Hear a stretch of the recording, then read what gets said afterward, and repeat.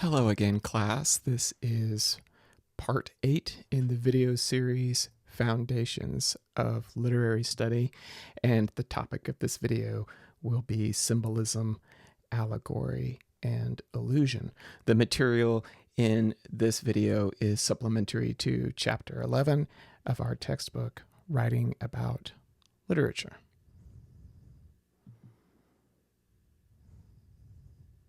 So what is a symbol? A symbol is a noun that stands in for something else. Symbols can represent concepts, values, beliefs, or social groups. In a sense, they are similar to metaphors, which also bring together two different things. However, unlike metaphors, which tend to be concrete and depend on our recognition of parity and resemblance between the two things, symbols are more abstract, and they may not bear any material resemblance to their reference, that is, to the things that the symbols represent. So while an object is the most common type of symbol, characters can be symbols, settings or locations can be symbols, and even actions and gestures can be symbolic. So I'm going to give an example here for Shakespearean students. So in Shakespeare's King Henry VI plays, for example, different colored roses refer to the different family lines of the royal house of Plantagenet. So the white rose that you see on the left is a symbol for the House of York, and the red rose on the right is symbolizes the House of Lancaster. And after the Civil War, the houses were united by marriage, and the middle rose, which combines the two, is the Tudor rose. And so potent were these heraldic symbols that the 30-year Civil War fought between these rival families became known as the Wars of the Roses.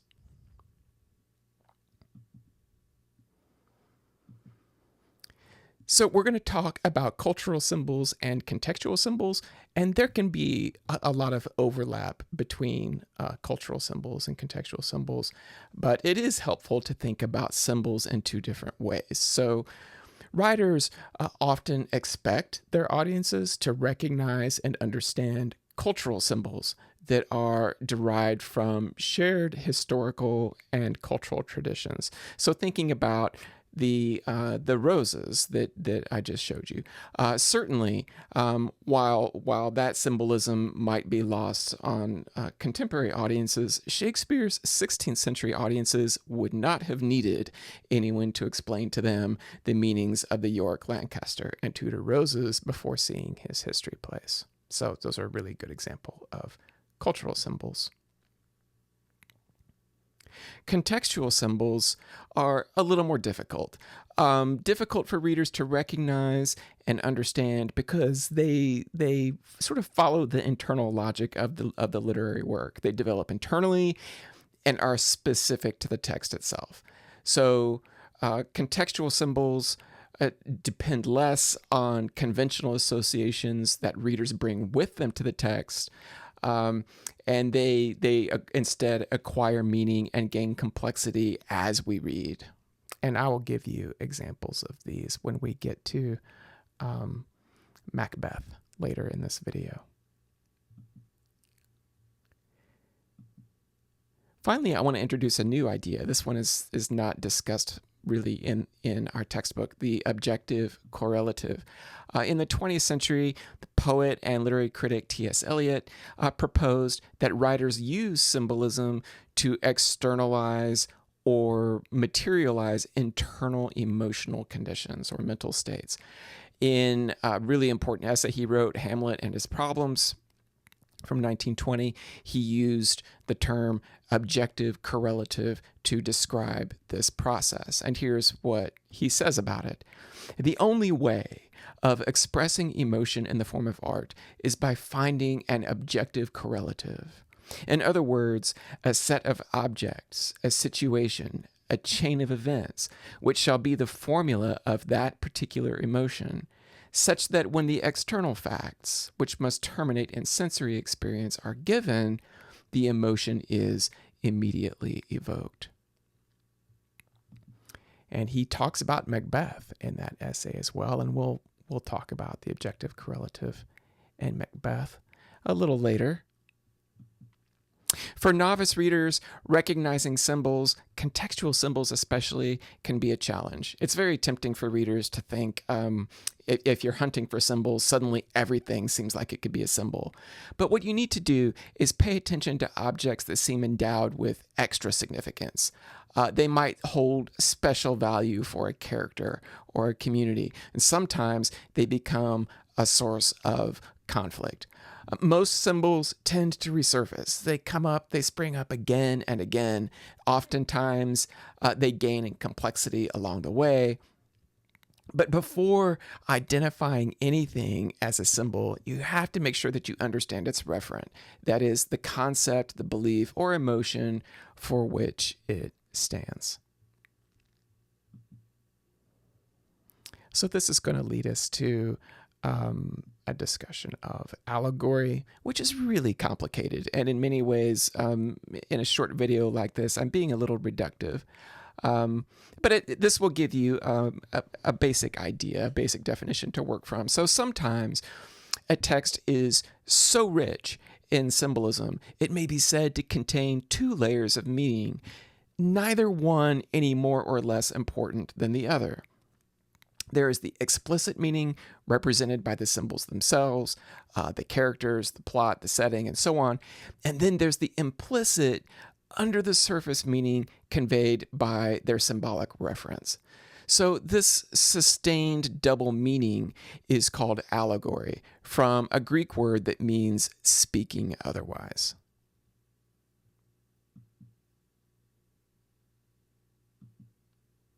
So a good example is the fairy tale Little Red Riding Hood, which offers a really curious, provocative instance of allegory. So on the surface, it is the story of a young girl's encounter with a vicious wolf when she ventures out on her own to visit her grandma.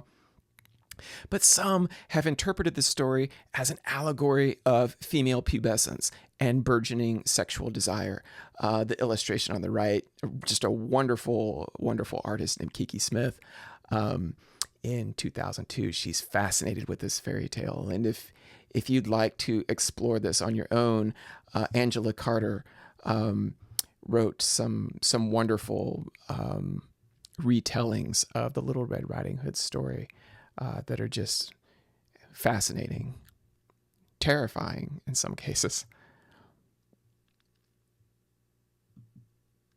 So because symbols require some degree of clarity and stability to be understood, allegory is better suited to some literary genres than to others. So, for instance, because symbolic characters are relatively static and unchanging, allegory seems incompatible with the priorities of realist fiction. Allegory often takes the form of a didactic narrative, didacticism, meaning to teach, a didactic narrative intended to codify social mores or instruct the reader in proper moral conduct or explain the greater mysteries of the universe. So its emphasis is general rather than particular. The individual is subordinate to the universal. So examples of allegorical genres include parables and fables, which are brief anecdotes that utilize archetypal characters or personified animals to deliver moral lessons. More examples: myths, romances. These are episodic stories of gods and heroes who embody certain ideals, concepts, virtues, or vices.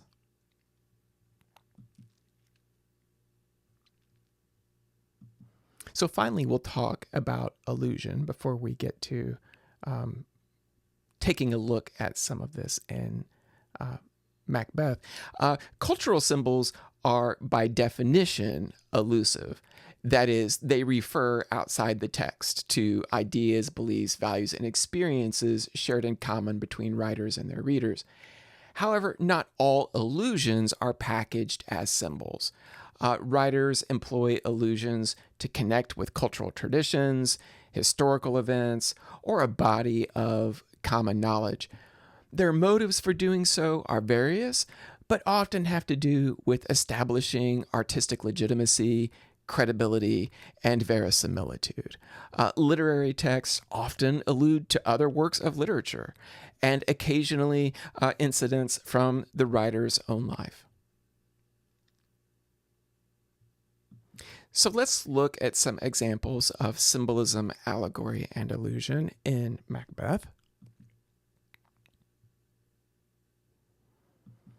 I get our terms up here on the right.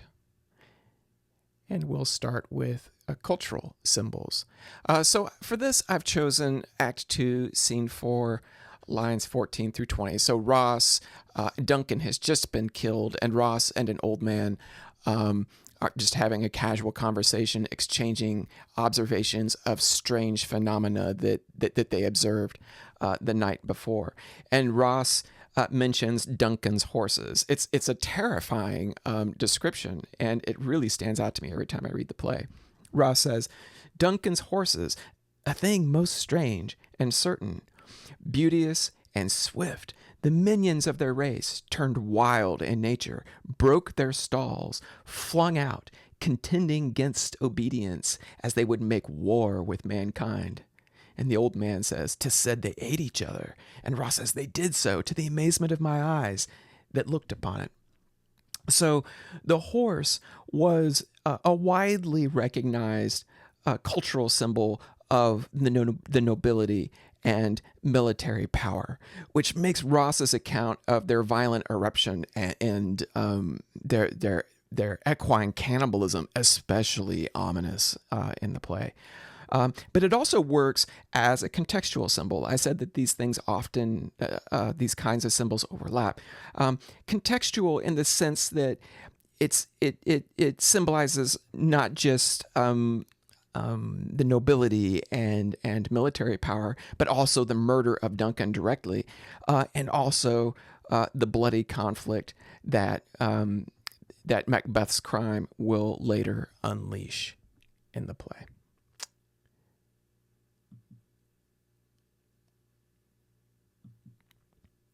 So contextual symbols, this is much later, Act 5, Scene 1, lines 23 through 50. This is the really famous scene, the madness of Lady Macbeth.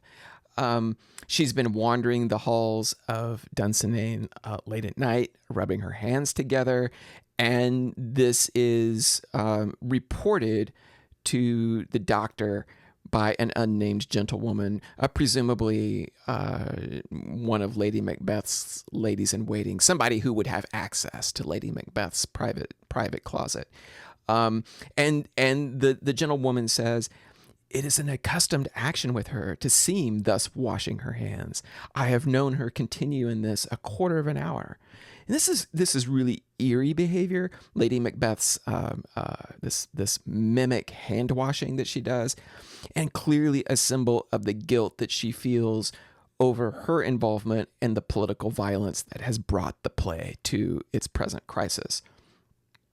But what really enhances its symbolic nature is how it refers back to the scene immediately following the murder of Duncan back in Act 2, Scene 2, when she's gone to smear Duncan's blood all over the dead chamberlains, and she's looking at her bloody hands and says with confidence, "A little water clears us of this deed." One might also discuss this scene, and T.S. Eliot does in Hamlet and His Problems, as an illustration of the objective correlative. But I'm going to choose a couple of different scenes to discuss the objective correlative. These are really quick scenes, just a few lines each. Act 1, Scene 5, lines 37 to 39, and Act 3, Scene 2, lines 53 to 56. The first one is Lady Macbeth, and the second one is Macbeth himself. And I just titled this Murderous Thoughts. So in the first of these, the raven, a really well-known cultural symbol of death, obviously, calls out at the very moment that Lady Macbeth learns of Duncan's imminent arrival at her castle, which is Inverness at this point in the play. And in the second example, this is Macbeth anticipating the murder of Banquo. And he says really, really creepy, sinister lines. He says, the light thickens and the crow makes wing to the rooky wood. So I'm really fascinated by the bird symbolism of the play. And in these two scenes, the sinister calls and movements of birds that that we commonly associate with death and despair, seem to not just symbolize, but to externalize the dark motives and mental agitations of Macbeth and his wife.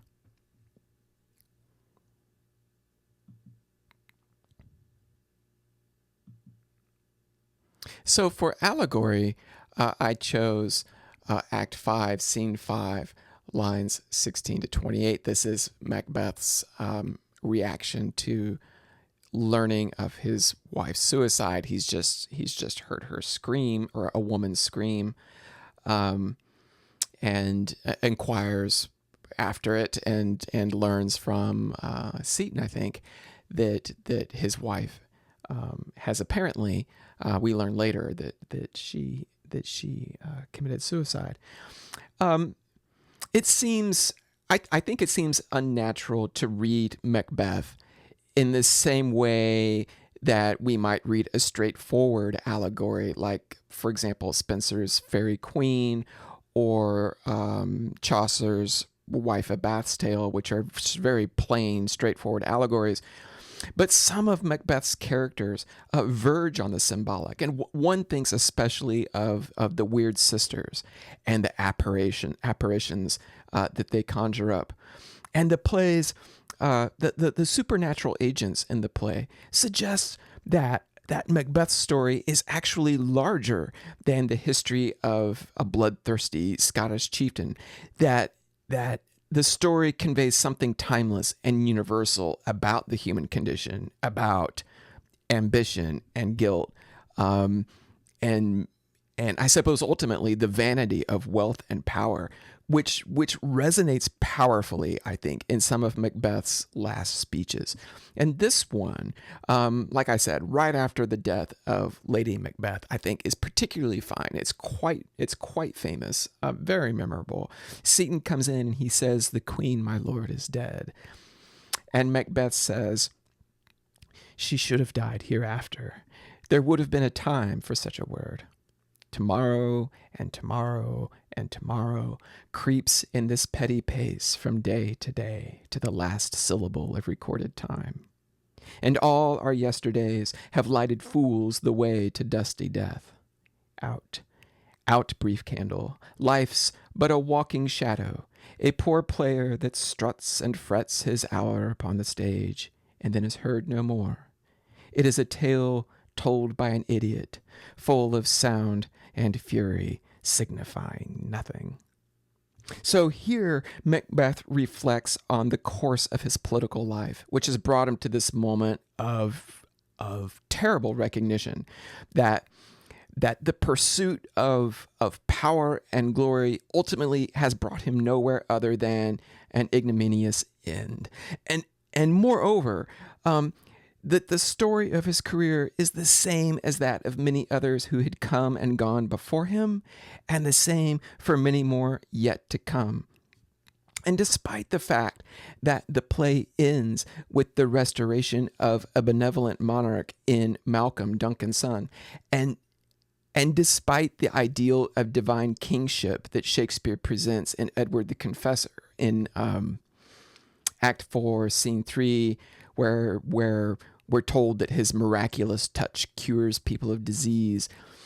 And despite the prophecy of the future ascendancy of the Stuart monarchy that the weird sisters present to Macbeth a couple scenes earlier, speeches like Macbeth's here at this moment, they really stick, and they seem to convey truths that transcend the historical specificities of the play.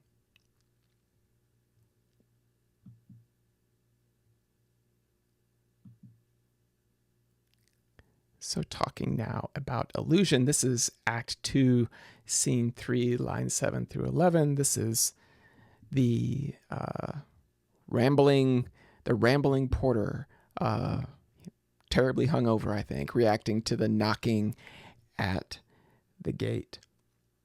So as my remarks on Allegory just indicated, the play abounds in allusions.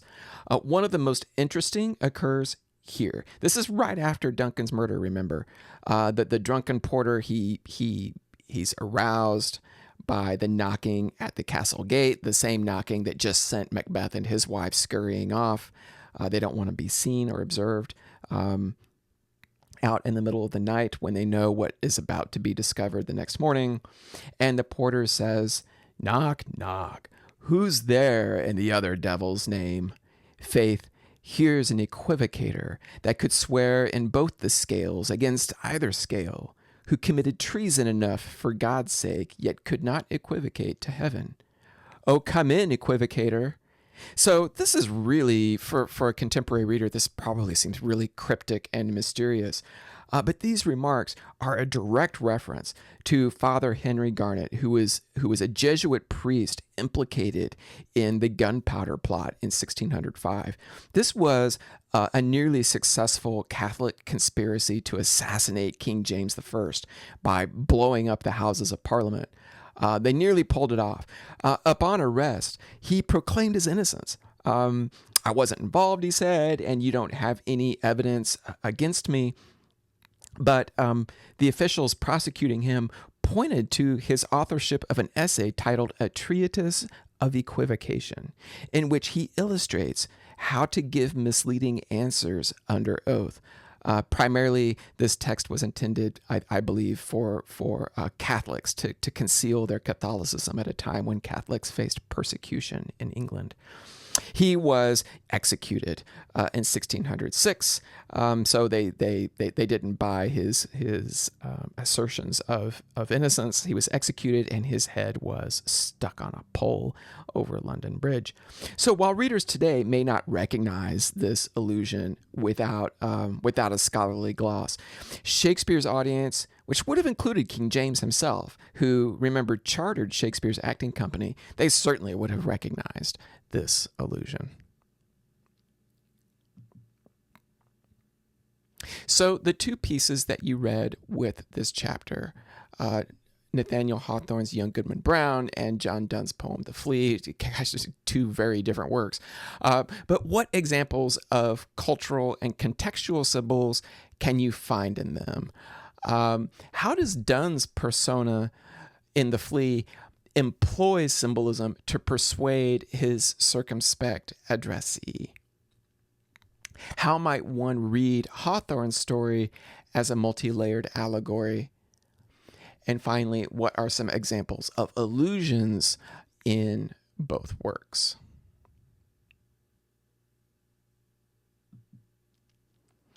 And that concludes this presentation on symbolism, allegory, and allusion.